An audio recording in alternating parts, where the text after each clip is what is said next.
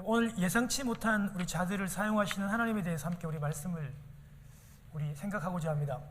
여러분, 사사기라고 하는 이 책 자체가 정말 예상하지 못하는 일들이 많이 일어납니다. 하나님께서 그렇게 구원해 주시고 그렇게 살려주시고 그렇게 도와줬다면 사람이라면 여러분 도리가 있는 법이잖아요. 근데 전혀 예상치도 못하게 그들은 하나님을 택하지 않고 바알의 손을 잡고 가나안의 풍요의 쪽을 선택합니다. 그냥 돈을 잡았다고 보면 돼요. 그리고 하나님보다는 우상을 잡았다고 보시면 됩니다. 상식이 통하지 않는 그런 역사입니다. 그래서 사사기가 그렇게 어둡다고 제가 여러분들에게 말씀을 드렸어요. 그런데 우리는 그런 어두움만 보고 좌절하거나 낭망하는 게 아니고, 그렇게 칠흑같이 어두운 사사기는, 그 어두움은 그 누구보다도, 그 어느 것보다도 밝은 구세주 예수 그리스도를 지향하고 바라보는 책이다. 우리가 그렇게 그 예수 그리스도, 빛 대신 그 어둠을 밝혀주실 그 빛 대신 예수 그리스도를 또 누구보다도 바라봐야 되는 책이다. 제가 그렇게 말씀을 드렸습니다.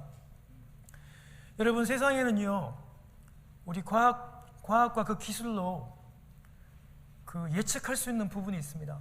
거의 다 요즘 시대에 예측이 가능하죠, 그렇죠? 우리 요즘에 여러분 전 세계적으로 산불이 납니다. 우리 미국 캘리포니아뿐만이 아니고 터키, 요즘 여러분 그 그리스 불타고 있는 거 봤죠? 그 섬 전체가 그리스, 러시아 할 거 없이 지금 세계 전체가 유독 산불로 많이 힘들죠. 그리고 여러분 올여름 우리 동부는 좀 괜찮았어요. 근데 여러분 저 캘리포니아 데스밸리 같은 데는 128도씩 이렇게 올라갔어요. 그런데 이런 기후 변화도 우리 과학자들이 어느 정도 예측을 하잖아요. 지구의 평균 온도가 1.5도까지만 되면 이제 정말 그 적도 부근에 있는 인구 50%가 인간 생존 한계 온도인 그 온도를 넘어서기 때문에 많은 사람들이 위험에 노출된다고 지금 계속해서 그 온실가스, 이산화탄소를 줄여야 한다고 얘기하고 어느 정도 이런 부분들을 예측을 다 했습니다. 지금 과학은요, 모든 거를 거의 다 예측을 다 해요. 대부분 다.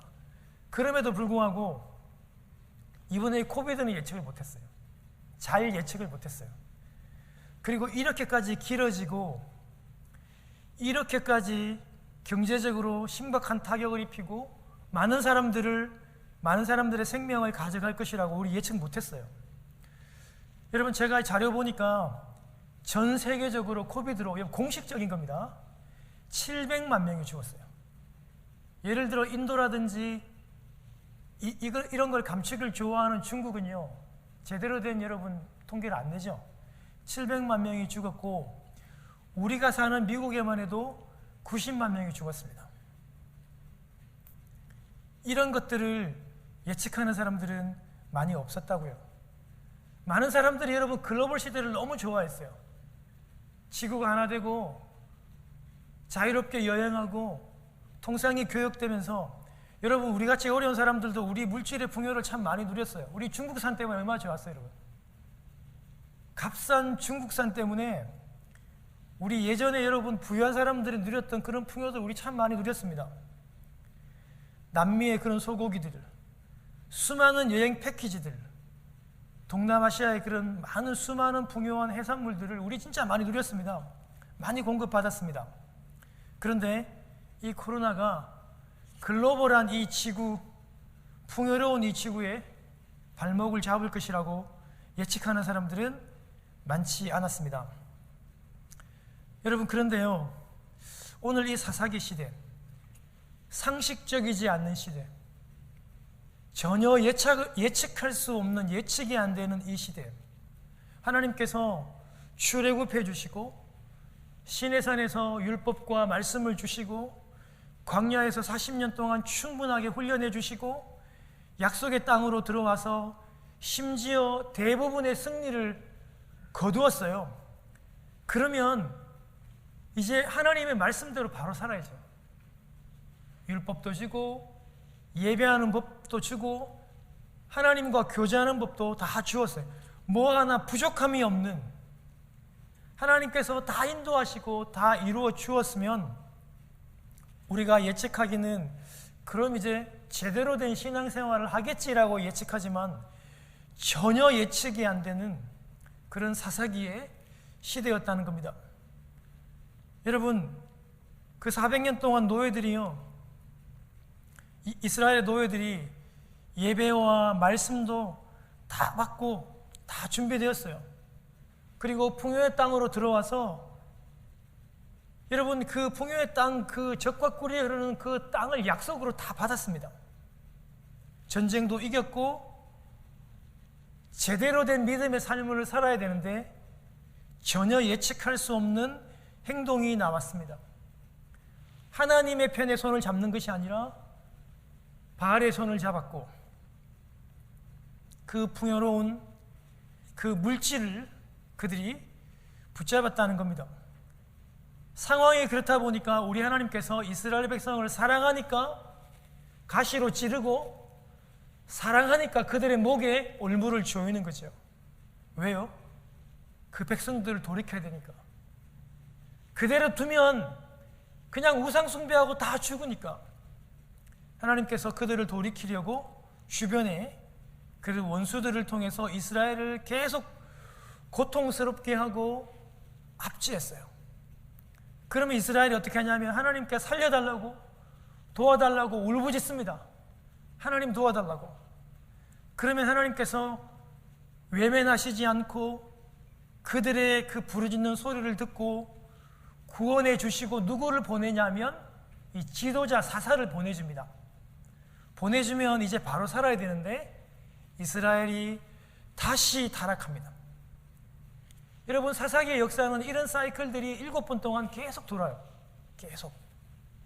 그것이 부끄러운 그리고 어두운 사사기의 반복 사이클이고 사사기의 역사입니다. 이렇게 사사기의 출발 자체가 비정상적인 그리고 예측할 수 없는 상황에서 시작이 되었습니다. 그런데요, 이렇게 하나님의 구원하심도 그래요. 이런 비상식적인 사회, 그런 역사 가운데서 우리 하나님의 구원하심도 우리의 예상을 뛰어넘습니다. 완전히 다른 방법으로 역사하시는 경우가 대단히 많다는 겁니다. 하나님의 구원도 우리가 예기치 않은 방법으로 구원하시는데요, 여러분, 성경의 역사를 한번 가만히 한번 보십시오. 우리가 예측하고 우리가 예견할 수 있는 구원이 거의 없어요. 여러분, 예를 들면 여러분 400년 동안 종살이하는 노예가 풀려날 수 있는 확률이 얼마나 될까요? 여러분, 이건 세계 역사에 그렇게 많지 않아요. 거의 없습니다. 그런 종살이하는 이 종들을 하나님께서 구원시켜 주시고 그들을 이끌어내셔가지고 홍해를 가르잖아요. 바다를 가르잖아요. 여러분, 역사상 이런 일이 어디 있습니까? 요단강을 건너게 하시고 요단강을 가르고 건너게 하시잖아요. 여러분, 이거 다 상식적인 일이 아닙니다. 여러분, 광야에서 매일 만나와 메추라기를 주시고 40년 동안 그들의 옷이 헤어지지 않고 신발이 닳지 않도록 그들을 보호해 주시고 먹이시고 입히시고 마시게 하시고 구름기둥 불기둥으로 온전히 그들을 인도해내어서 젖과 꿀이 흐르는 가나안 땅에 그 백성들을 안전하게 다 넣어서 전쟁에도 승리하게 하잖아요. 여러분, 가나안은 여러분 그 철병거가 있는 철기 문화예요. 그렇지만 여러분, 이 이스라엘은 청동기 약간 후기에 가까운 이런 문화가 충돌하면 여러분, 가나안 사람에 비해서 이스라엘 사람들은 노예 출신들이에요. 벽돌을 굽던 사람들이에요. 전쟁은 전혀 모르고 준비도 없고 하나도 준비가 안 됐습니다. 이 두 문화가 충돌하면 하위에 있는 문화가 승리할 수 있는 확률은 한 번도 없어요. 여러분, 철기 문화를 청동기 문화가 절대 이길 수 없어요. 이건 있을 수가 없는 일인데 하나님께서 실제로 그렇게 해 주셨어요. 모두 다 상식적이지 않습니다. 그렇지만 하나님 당신의 그 언약과 예언과 약속과 구원을 이루시기 위해서 하나님은 계속 그런 방법을 통해서 상식적이지 않지만 우리의 구원들을 계속해서 이루어 오셨습니다. 그래서 우리가 예상 밖의 일을 만날 때, 좀 뭔가가 좀 잘 풀리고 잘 되지 않을 때, 나는 왜 이렇게 절망이 되고 낙심이 되고 왜 상식적인 일이 왜 이렇게 잘 안 풀릴까? 이럴 때 하나님을 더 집중해야 돼요. 왜냐하면 이럴 때 하나님께서 역사하셨던 확률이 대단히 많기 때문에 그래요. 여러분, 성경 역사를 가만 보세요. 가만 보시면 상식적이지 않을 때 하나님께서 늘 일들을 행하셨습니다. 그래서 내가 일이 뭐 잘 안 되고 절망이 되고 낙심이 될 때 믿음의 사람들은 그때 더 유심히 살피고 유심히 하나님의 음성에 귀를 기울이고 하나님을 바라보는 거예요. 그것이 믿음의 사람들이었어요. 여러분, 코비드가 그렇습니다. 사업이 잘 안 되고 사업이 어렵고 또 직장이 잘 안 되고 뭔가 하는 일이 막 어려워요. 막 지금 두려워요. 코비드가 종식이 다 안 된대요. 여러분, 지금 전 세계에 여러분 많은 일들이 일어났잖아요. 오늘 우리 장로님 말씀하신 대로 여러분 아프가니스탄이 여러분 또 그렇게 50만 명이 여러분 다 피난 줄에 서 있는, 우리 한국의 여러분 역사를 보기 때문에 우리는 그걸 좀 잘 알잖아요. 미국이 100조를 여러분 20년 동안 100조를 부어도 안 돼요. 그 사람들이 당하는 그런 고난들, 세상에는 많고 어려운 이런 일들이 생기지만 우리는 이런 상황 가운데 더 하나님을 기대하고 더 하나님의 음성에 귀를 기울이고 우리 하나님을 바라봐야 되는 거예요. 코비드 가운데 절망하는 사람들이 더 많습니다. 교회가 문을 닫는 교회가 많아요. 여러분, 제가 우리 노회 일을 보잖아요. 다른 노회 할 거 없어요. 다른 교단 할 거 없어요. 저희 노회만 해도 교회가 문을 닫는 교회들이 생기기 시작합니다. 그 목사님의 그 심정을 들으니까 저도 마음이 너무 아프더라고요. 죽고 싶대요, 창피해서. 그리고 목사님들끼리도 얼굴을 못 보는 거예요. 교회가 문을 닫았으니까, 교회를 폐쇄했으니까. 그렇지만 여러분, 이런 어려움 가운데서도 절망하지 않고 믿음이 더 성장하고 하나님께 더 가까이 가는 많은 분들이 있다는 거, 우리 교회도 마찬가지입니다. 더 하나님께로 더 많이 가까이 가는 분들이 많다는 것을 기억하시고 우리가 더 힘을 내고 더 집중해서 하나님께 나아가기를 바랍니다. 사랑하는 여러분, 오늘 이런 면에서 사사기 등장하는 사사들을 유심히 한번 보십시오. 우리 큐티 가운데 다 봤잖아요, 그렇죠? 예상치 못하는 사람들이 많아요. 여러분, 사사들이 그 조건과 인격이 되기 때문에 하나님이 그들을 선택하신 게 아닙니다. 턱없이 부족해요. 그럼에도 하나님께서 그 사사들을 세워가시고 당신의 구원들을 행해 나가신다는 거 여러분 기억하시기를 바라요. 여러분, 오늘 보았던 본문 가운데 있던 여러분, 우리 그 두 번째 사사 에훗, 그 왼손잡이라 그랬잖아요. 왼손잡이. 여러분, 우리 교회 그 아주 유명한 왼손잡이가 있습니다. 여러분, 우리 그 피아노를 잘 치시는 우리 반주자 집사님이 왼손잡이입니다. 여러분, 특별히 음악이라든지 예능적으로 아주 왼손잡이들이 뛰어나죠, 그렇죠? 그런 왼손잡이 에훗이라는 의미가 아닙니다. 여러분이 히브리 원문에 보면 왼손잡이라고 하는 여러분 이 원문의 의미는요, 그 뭔가를 못 쓴다는 거예요. 못 쓰고 닫혀 있다는 겁니다. 이 말은 뭐냐면 오른손을 못 쓰는 장애우란 뜻이에요. 한마디로 얘기하면 왼손잡이는 왼손을 잘 쓰는 이런 뜻이 아니고 무언가 막혀있고 닫혀있고 오른손을 못 쓰는 장애인이라는 그런 말이에요. 그런 말을 좀 돌려가지고 우회적으로 쓰는 말이에요. 여러분, 장애인이 사사가 됐습니다. 여러분, 이거는 거의 혁명적이기도 하고 충격적이기도 해요. 왜냐하면 여러분, 유대인의 독선을 잘 알잖아요. 유대인들은 여러분 장애인을 예루살렘 성에 못 들어오게 했습니다. 함께 사는 게 너무 부끄럽다고 생각하는 거예요. 유태인이 그런 사람들입니다. 유대인만 그런 게 아니죠. 여러분, 우리나라도 예전부터 여러분 제가 초등학교 다닐 때만 해도 집에서 그 왼손으로 글 쓰다가 학교 와서 글을 쓰면 아니 선생님이 왜 그러는지 몰라. 여러분 제가 초등학교 1학년 때 1학년 제가 1반이고 우리 담임선생님 이름이 김덕방이에요. 김덕방. 근데 그 선생님 참 제가 괜찮게 봤는데 그 왼손으로 여러분 글을 쓰는 그 친구를 왜 그렇게 못살게 굴고 왜 그렇게 때리는지 몰라. 제가 그때 1학년이었는데도 제가 그때도 이거 진짜 이해가 안 된다. 여러분 그 왼손으로 글을 써왔는데 오른손으로 글을 쓰는데 여러분 쉽지 않잖아요. 근데 그 친구 엄청 맞았어 선생님한테. 지금 생각해도 억울해. 제가 생각해도. 여러분 우리 경상도는 여러분 왼손 쓰는 사람을 이렇게 짝배기라고 그래요. 짝배기. 아마 여러분 어른들은 알고 있어요. 여러분 전라도에서는 까락제비라고 그래요. 까락제비. 비하한다고. 왼손을 쓰는 사람들을 시대가 많이 바뀌어져 가지고 요즘에는 왼손잡이들이 머리도 좋고 특별히 여러분 예능과 운동에 아주 능하다 그래가지고 일부러 어릴 적에 왼손을 쓰도록 가르치고 막 특히 여러분 그 야구 선수들은 일부러 막 그렇게 해요. 그 홈플레이트에서 1루까지 가깝다고 일부러 왼손을 막 쓰고 막 그렇게 가르치는 시대가 되었어요. 시대가 참 많이 변했죠. 그렇지만 우리나라만 해도 예전에는요 왼손 쓰는 사람들을 그렇게 무시했다고요. 그런데 여러분 이 에훗이요 사사 에훗이 베냐민 지파, 여러분 이 히브리 말로 벤이란 말은 아들이고 야민이란 말은 이렇게 왼손 왼편 이런 뜻이거든요. 아니에요, 오른쪽이란 말이거든요. 그러니까 베냐민 지파라는 뜻이 뭐냐면 오른손잡이들의 지파입니다. 그런데 그 오른손잡이의 지파의 리더를 사사를 장애후 그것도 왼손잡이를 세웠다는 거예요. 전혀 상식적이지 않아요. 여러분 전혀 있을 수 없는 일이죠.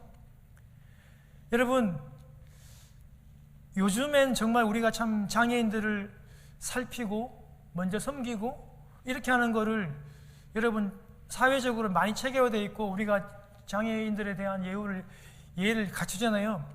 그런데 여러분 한국도 그렇고 특히 일본 사람들은 더 그랬고 이 유대인들은 더 그랬다고요. 장애를요 막 그렇게 그 죄악이라고 하나님의 어떤 그런 저주라고 생각했던 그런 유대 문화가 그랬다고요.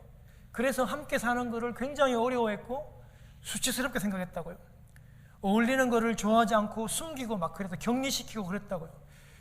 그런 유대 문화에서 장애를 가진 왼손잡이 이 에훗을 민족을 지도하는 사사로 리더로 세운다는 것은 이거는요 전혀 상식적이지 않는 일입니다. 하나님이 하셨기 때문에 그렇게 하실 수가 있었던 거예요. 여러분 그런데요 오늘 한 성경 가운데 한 일화가 나오잖아요, 그죠? 이 왼손잡이 에훗이 이스라엘을 압제했던 그 모압 에글론이라고 하는 그 왕을 암살하는 기록을 성경 가운데 기록을 해놨잖아요, 그렇죠? 그런데요 고대 시대 때 그 적장에 그 왕을 암살하려면 가까이 가야 돼요. 왜냐하면은 뭐 저격하는 총이 있었던 시대가 아니라서 가까이 가야 되고요. 여러분 사람을 가까이서 죽인다는 게 여러분 이게 쉽지 않아요. 그래서 이런 사람들은요 고도로 여러분 그 킬러 훈련을 시켜요.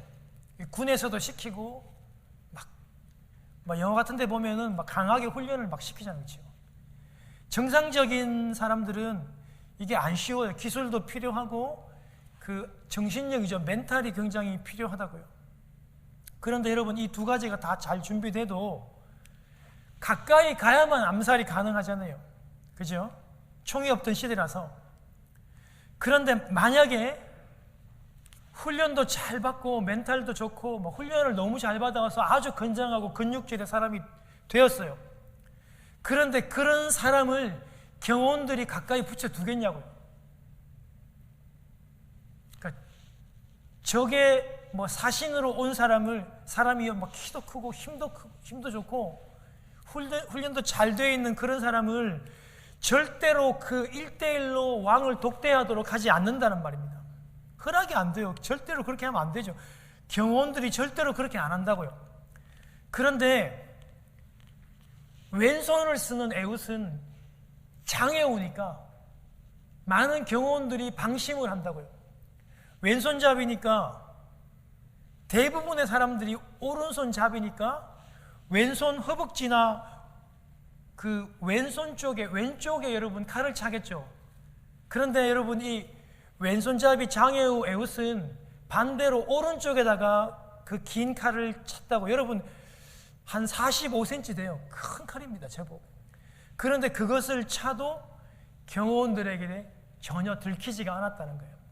때로는 하나님이 하시려고 하면 이런 그 비정상적인 이런 상황이 오히려 큰 장점이 될 수 있다라고 하는 겁니다.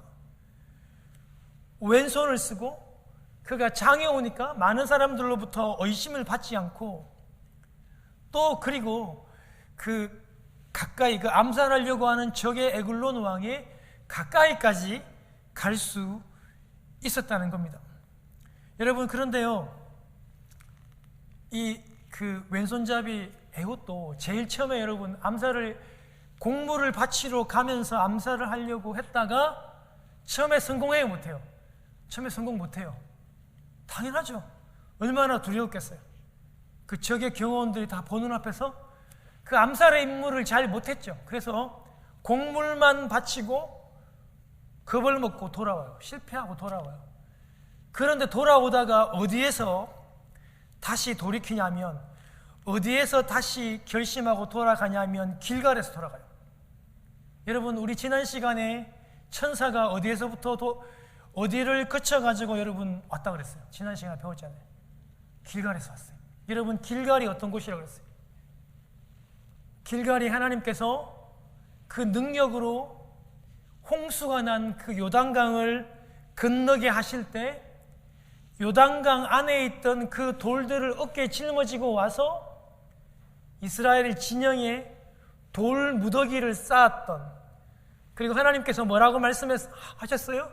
너희 자손들이 아버지, 이 돌이 무엇입니까? 라고 물으면 하나님의 능력으로 너희들이 이 강을 건넜다는 것을 자식에게 가르쳐 주라고.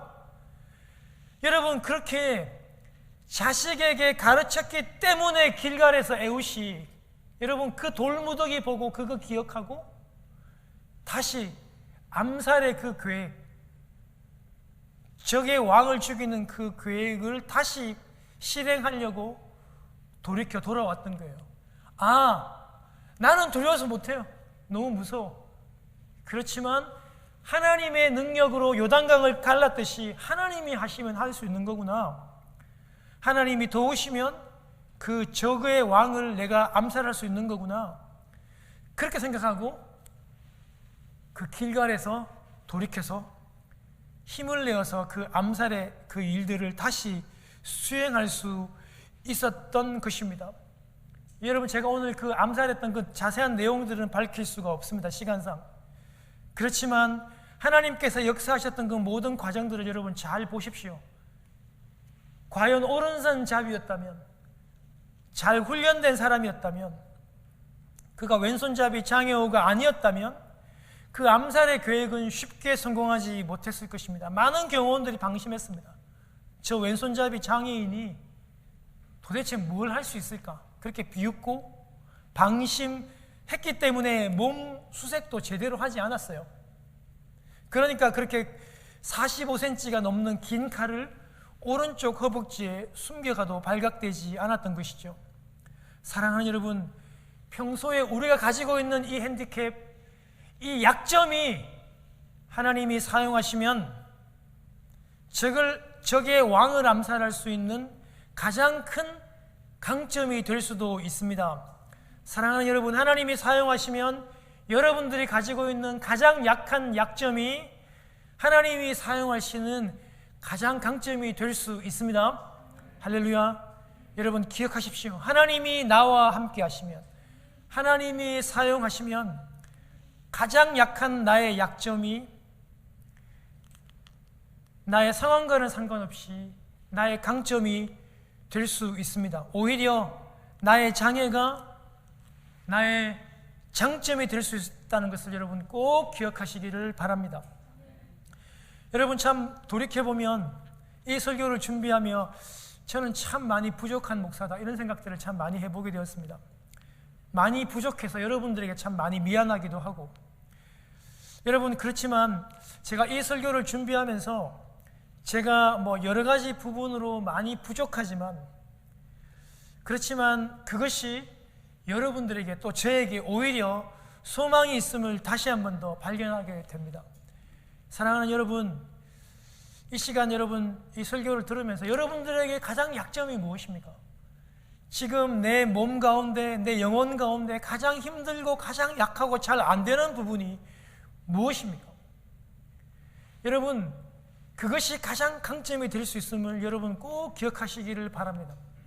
여러분, 제가 목사인데요, 여러분, 제가 가장 약한 부분이 뭐냐면, 여러분, 저는 이렇게 무언가 이렇게 막 지속적으로 꾸준히 하는 걸 저는 잘 못해요. 그러니까 좋아하는 일을 이것저것 하는 거는 되게 잘해요. 그런데 한 가지 일을 딱 잡으면 꾸준하게 하는 일을 제가 잘 못한다고요. 그런데 한 가지 일을 잡으면 미련 곰탕이처럼 꾸준하게 잘 끌고 가는 제가 사람을 만났어요. 제 아내는 그런 일을 잘해요. 지속적으로 뭔가를 꾸준하게 하는 일을 대단히 잘해요. 그런데 제가 여러분들과 함께 매일마다 제가 이 큐티를 하잖아요. 제 혼자 하면 제가 진짜 힘들어요. 그런데 여러분, 교인들과 함께 큐티하자고 얘기했는데 목사가 안 할 수 없잖아요. 그래가지고 이번 여러분 코비드를 통해서 우리가 큐티를 같이 하고 함께 하면서 제가 제 약한 부분이 얼마나 여러분 강점이 됐는지 몰라요. 우리 교인들과 함께 큐티를 하고, 제가 이 큐티한 내용을 저녁에 우리 식구들과 함께 예배하면서 큐티를 좀 나눠요. 그러니까 저의 가장 어렵고 약한 부분들을 우리 성도님들과 함께, 우리 가족들과 함께 하면서 저의 강점이 되어져 가고 있습니다. 사랑하는 여러분, 여러분의 가장 약한 부분들을 너무 그렇게 어려워하지 마시고, 너무 낙심하지 마시고, 분명히 우리 하나님이 가장 강한 걸로 사용하시겠다고 믿으시기를 바랍니다. 여러분, 제가 이제 두 번째로 오늘 30일절에 여러분 한 구절, 한 절로 요약한 삼갈. 여러분, 삼갈은 여러분 히브리 이게 어간도 아니고 모음도 아니고 히브리 말이 아니에요. 우리는 잘 구별 못해요. 우리는 히브리 사람이 아니잖아요. 그런데 히브리 사람은 삼갈 그러면 금방 알아요. 예를 들어 가지고 우리나라와 제일 가까운 여러분, 우리 일본. 여러분, 나카무라 이렇게 얘기하면, 나카무라상 그렇게 얘기하면 미국 사람은 몰라도 우리는 금방 알아들어요. 왜? 이 사람 일본 사람이구나. 여러분, 한국 이름하고 일본 이름을 구별 못하는 한국 사람이 어디 있어요, 여러분? 나카무라상 그럼 바로 일본 이름이지. 삼갈이 그래요. 여러분, 삼갈이 여러분 이 왼손잡이 에옷이 80년 동안 여러분 평화를 유지하니까 너무 오랫동안 하다 보니까 지도력이 많이 약해져 가지고 하나님이 이 삼갈을 세워서 말년에 돕게 하시거든요. 그런데 히브리 사람이 아니에요. 여러분, 유대인의 정서를 여러분 한번 잘 보십시오. 여러분, 유대인들이 이방인들을 어떻게 대합니까? 여러분, 먹지도 않고 말도 썩지도 않고 얼마나 여러분 무시해요. 그럼에도 불구하고 그를 하나님께서 사사로 지도자로 세워서 이스라엘을 이끌어가게 하시는 거예요. 성경에 여러분 이 삼갈에 대한 이야기들이 없어요. 그런데요, 소모는 그 짝대기로, 동물을 치는 그 작대기로 블레셋 600명을, 여러분 600명이라고 하는 이 말은요 민간인이 아니에요. 왜냐하면 그 블레셋 그 당시에 보면 600명 군대를 얘기해요. 군대를. 상상할 수 없죠. 짝대기 하나로 여러분 정규 여러분 블레셋 군대를, 여러분 이 블레셋 군대는 아주 호전적입니다. 600명을 쳐 죽일 만큼 그는 아주 군사적으로 탁월한 전쟁 능력이 있었습니다. 그렇지만 그는 이방인 출신이었어요. 그럼에도 불구하고 하나님은 그를 써서 사용했습니다. 유대인의 관점으로 보면 핸디캡이 많아요. 이방인이니까요. 그렇지만 우리 하나님께서는 순혈주의를 고집하지 않고 학연이나 지연 같은 것을 중심으로 생각하지 않고 겸손하고 영성이 있고 능력 있고 준비된 사람들을 흠이 있지만, 비록 이방인이지만 아낫 사람이지만, 여러분 이 아낫이라고 하는 거는 가나안의 여러분 이 전쟁의 여신을 얘기하기 때문에 이방인입니다. 그럼에도 불구하고 하나님이 그를 사용해서 이스라엘의 구원을 이루었다라고 하는 사실들, 이방인이라고 하는 그런 핸디캡, 그런 약점이 전혀 문제가 되지 않는다는 겁니다. 여러분 이제 마지막으로 제가 이제 여인들을 좀 살펴보겠습니다. 드보라와 사사는 아니었지만 여러분 오늘 살펴보았던 야엘이라고 하는 겐 지방의 여러분 여인 야엘의 이야기를 살펴보고 제가 오늘 설교를 마치려고 합니다. 사사 에훗이 죽고 난 다음에, 그리고 여러분 그 삼갈과 함께 리더하다가 이스라엘이 하나님 앞에 또 악을 행합니다. 그 여러분 사이클이 계속 반복이 되거든요. 하나님이 얼마나 실망했으면 그 자식 같은 이스라엘 백성을요, 하솔의 야빈 왕에게 하나님이 이런 표현들을 했어요. 팔았다. 자식을 파는 게 여러분 말이 돼요? 여러분 자식이 앞만 미워도 두 대를 패서 매를 대는 거지. 얼마나 여러분 말을 안 듣고 얼마나 미웠으면 자식을 팔아요? 여러분 그 분명히 나오잖아요. 영어 표현에 솔드라고. 팔아버립니다. 그 하솔의 여러분 그 야빈 왕에게 팔아버려가지고 엄청난 고통을 당하게 하는데요. 여러분 이 하솔의 왕 야빈은 딱 적기를 어떻게 적어놨냐면 철병거가 900대 있어요. 이 말은요, 인간적으로 싸워가지고는 절대 못 이겨요. 여러분 그 당시에 한번 보세요. 여러분 동시대 여러분 그 대제국 애굽이요, 이집트가 여러분 그 이스라엘을 따라올 때 철병거 한 600대 정도로 따라왔어요. 그 큰 대제국 정도가 그 정도예요. 근데 900대가 있대요. 이거는 여러분 이거는 싸우면 절대 못 이기는 거예요. 엄청나게 강하다는 말인 것입니다. 그러니까 이스라엘 백성들이 그걸 견디지를 못하니까 하나님께 막 또 울부짖고 부르짖는 거예요. 하나님 살려달라고, 도와달라고. 그런데 우리 하나님이 그 울부짖음에 외면하지 않고 어떻게 하십니까? 이번에도 참으시고 랍비돗의 아내의 여선지자 드보라를 지도자로 보내주셨고, 여러분 그런데요, 이스라엘은요 이 드보라에게 재판을 받았어요. 오늘 성경에 기록되어 있었잖아요. 그렇죠? 지도를 받으면서 재판을 받았어요. 여러분 사사 중에서 여러분 그 입다라고 하는 사사는요 아주 싸움을 잘했어요. 아주 조직 폭력배 같은 사람인데 싸움을 잘해서 사사로 이렇게 등용된 적은 있어도 그런 거와는 여러분 완전히 달라요. 그러니까 재판을 한다는 말은 백성들이 그 재판에 먹이를 숙인다는 거는요, 권세나 지혜나 능력이나 이 모든 것을 완전하게 인정한다는 그런 말입니다. 백성들이 그렇게 이 여자 사사를 믿고 의지한다는 말입니다. 여러분 그런데요, 유대인들은요 이 여인들을 법정의 증거자로도 채택하지 않습니다. 살인을 목격했던 목격자라고 해도 여자면 그 증인으로 채택이 될 수가 없을 정도로 유대인들은 여인들을 무시합니다. 인정하지 않습니다. 유대의 문화가 그렇습니다. 그럼에도 불구하고 우리 하나님은 드보라를 이스라엘의 사사로 세우셨고, 자존심 강한 이스라엘을 그 여인 앞에 머리를 숙이게 하며 재판을 받게 하셨습니다. 여러분 성경에서 이런 적은 없었습니다.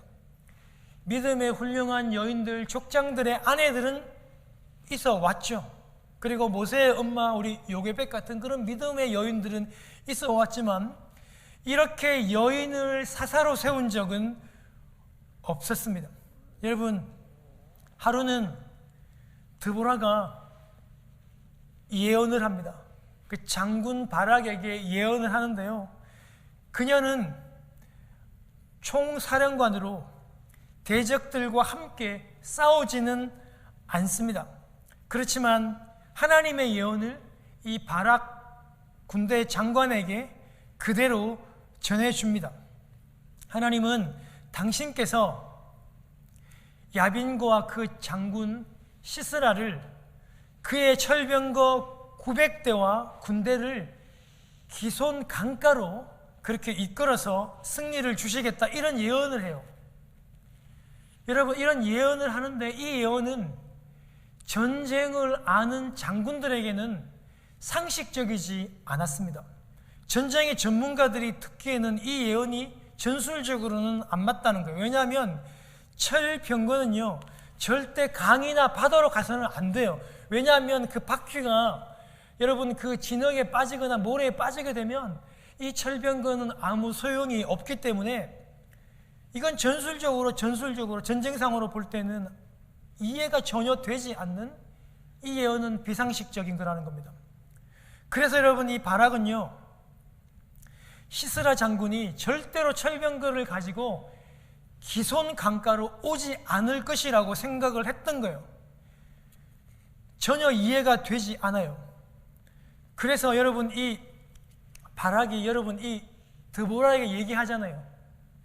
당신께서 가면 가고 당신께서 안 가면 나도 가지 않겠다라고 여러분 그런 말을 하잖아요. 많은 분들이 여러분 이거를 믿음이 없다 그러고 여인의 치맛자락을 잡는 용기 없는 그런 말이라고 얘기하는데요. 여러분, 그렇게 믿음 없이 해석하기는 조금 곤란합니다. 왜냐하면 이 고백을 듣고 여러분 드보라가 다시 예언하는데요, 그 드보라라고 하는 거는, 드보라는요 하나님의 그 예언의 말씀을 전하는 선지자입니다. 그래서 바락의 입장에서 볼 때는 상식적으로 이해가 되지 않으니까 하나님의 말씀, 하나님 당신이 가면 내가 가고 하나님이 가지 않으면 내가 가지 않겠다라고 하는 그 정도에서 우리가 해석을 해야 되는 것이죠. 그러니까 자기가 알고 있는 전쟁의 지식적으로는 너무 이해가 안 되니까 하나님이 함께 가주시면 자기는 가고 하나님께서 가시지 않으면 안 간다고 그렇게 얘기했던 거예요. 그런데 그 말에 대해서 드보라가 예언을 해요. 바락 당신께서는 이번 전쟁에서는 영광을 거두지 못합니다. 이번 전쟁에서는 여인이, 여러분 이 야엘이죠, 그렇죠? 이 여인이 그 영광을 거둘 것이다. 여인의 손에 적 장군을 파실 것이라고 그렇게 얘기를 합니다. 여러분, 실제로 이 사건을 보면 하나님께서 비상식적이지만 900대의 철 병거를 기손 강가로 인도하십니다. 그리고 여러분 5장에 보면 나옵니다. 하나님께서 큰 물을, 큰 비를 보내시고 900대 여러분 철 병거는 모두 진창에 강에 빠지게 되었습니다. 그래서 여러분 이 시스라 장군이 화평 조약을 맺었던 여인 그 야엘의 장막으로 그 헤벨이라고 하는 겐 사람 화친 조약을 맺었던 헤벨의 아내 야엘의 장막으로 도망하고 들어갑니다. 여러분 이것도 상식적이지 못해요. 왜냐하면요, 여러분 생각해 보세요. 그 당시에 여러분 부인들이 많았으니까요, 부인의 장막이 따로 있단 말이죠. 아무리 화친 조약을 맺었어도 그 남편한테 가야 정상인 거죠. 왜 부인한테 가요? 여러분 이건 큰일 날 일이에요. 상식적이지가 않아요. 그런데 부인 야엘이 또 그를, 시스라 장군을 또 맞이해요. 그리고 또 이불을 덮어줘요. 그 물을 달라고 하니까 여러분 그 반려한 그 우유를 또 줘요. 또 그거를 먹고 또 약간 취기가 오르니까 또 잠을 잡니다. 여러분 그 외간 남자에게 이불을 덮어주고 우유를 대접하고 또 전쟁 가운데 또 잠을 자고, 이런 모든 것들이 다 상식적이지가 못해요. 그런데 여러분 또 여인이 여러분 어떻게 해서 야엘이라고 하는 여인이 이불을 덮고 자고 있는 여러분 적장 그 시스라에 여러분 이 관자놀이 이렇게 옆으로 자고 있었나 봐요. 그 관자놀이에다가 장막을 치는 그 말뚝을 뽑아가지고 방망이로 여러분 그 머리에 대고 그걸 여러분 이렇게 쳐서 여러분 그 말뚝이 머리에 박혀가지고 땅에 박혀서 적 장군을 죽이게 되는 거예요. 여자가 무슨 힘이 있어가지고 여러분 또 그 적 장군을 이렇게 쉽게 죽이는 건가? 여러분 생각해 보세요. 남편과 그 족장과 남편이 여러분 자기의 족속이 여러분 이 속해져 있는 하솔과 여러분 평화 조약이 이렇게 맺어져 있는 거예요. 근데 아무리 부인이 평화 조약이 맺혀져 있는 여러분 그 장수를 물어보지도 않고 마음대로 여러분 죽여버린다? 이건 큰 전쟁이 일어납니다. 반드시 보복합니다. 화친 조약을 맺었음에도 불구하고 허락도 없이 그 장군을 죽인다. 이건 말이 안 돼요. 여러분 보십시오. 하나도 상식적인 내용이 없어요. 이 내용들을 다 볼 때. 그렇지만 정말 이해할 수 없는 상식 밖의 행동들이 이렇게 나오지만 하나님은 언제나 기본적으로 상식을 존중해 주십니다. 질서를 유지하십니다. 100% 맞습니다. 그런데 이런 비상식적인 이런 사사의 시대에 하나님을 대적하고 우상을 숭배하고 돌아서는 이 비정상적인 시대에 하나님은 그 당신의 예언과 당신의 말씀을 이루어 가실 때 사람들의 상식을 뛰어넘는 그 범위를 넘는 그런 일들을 행해 가시면서 당신의 말씀들을 이루어 가신다는 겁니다. 누구를 통해서? 전혀 예측하지 못한 그리고 예측 불가능한 부족한 그런 사사들을 통해서 여인 드보라를 통해서 여인 라헬을 통해서 이방인 삼가를 통해서 여러분 장애우 에웃을 통해서 왼손잡이 에웃을 통해서 그렇게 하나님 당신의 그런 예언들을 당신의 말씀들을 당신의 구원들을 계속해서 이루어가고 계신다는 것입니다. 사랑하는 성도 여러분, 참 어려운 시대입니다. 참 예측하기 힘든 비정상적인 시대를 우리가 지금 살고 있습니다. 코비드가 많은 백신을 만들었던 여러분 전문가들이 백신은 없다라고 지금 이야기하는 그런 시대를 우리는 살고 있습니다. 신앙적으로 봐도 비상식적인 그런 시대를 우리는 살아가고 있죠. 그런데요, 아무도 그것을 비상식적이라고 얘기하지 않는 시대입니다. 그러나 하나님은 이 비상식적인 시대를 하나님 당신의 말씀과 당신의 예언과 약속을 이루어 가실 것입니다. 부족한 저와 여러분들을 통해 말입니다. 인간들이 볼 때는 비상식적인 방법이라고 얘기할 수 있습니다. 주 예수 그리스도를 통하여 구원을 이루어 가시고 비상식적인 방법으로 전도하고 하나님의 나라를 이루어가는 이 방법들이 많은 사람들이 손가락질하고 비상식적이라고 얘기합니다. 그리고 주 예수 그리스도께서 다시 오신다고 얘기하는 것을 정신이 나갔다고 얘기합니다. 그렇지만 우리 하나님은 좀 부족한 저희들을 통해서 좀 모자라는 저희들을 통해서 하나님은 당신의 구원들을 이루어 가신다는 것을 여러분 꼭 기억하시고 우리는 우리가 보기에도 좀 부족한 방법일 수 있는 이 말씀을 묵상하고 하나님 앞에 기도하고 예배하고 찬양하는 이 방법들을 통해서 진짜 미련해 보이는 이 방법을 통해서 여러분 이게 진짜 100% 확신한다면 우리는 왜 안 합니까? 우리는 이걸 100% 확신을 못하기 때문에 안 하는 거잖아요.